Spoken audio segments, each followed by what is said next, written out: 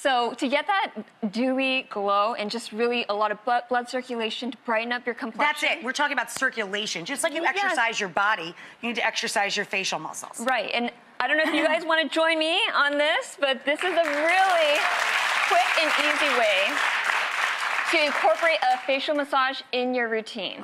So during an oil cleansing step, when your skin is very slippery and you won't tug and pull at your skin, I like to incorporate the facial massage during that time. So I would get your fists, and using your index finger and the knuckles, you place it right next to your nose. And you start, right. You actually slide it. And up. Always up, not down. Up. Always up.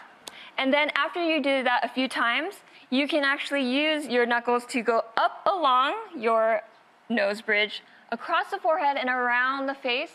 And it actually helps flush out those toxins. And even for any puffiness that's around the eyes, I would use the pads of your fingers to gently tap. Right. Exactly. And it just takes a few minutes.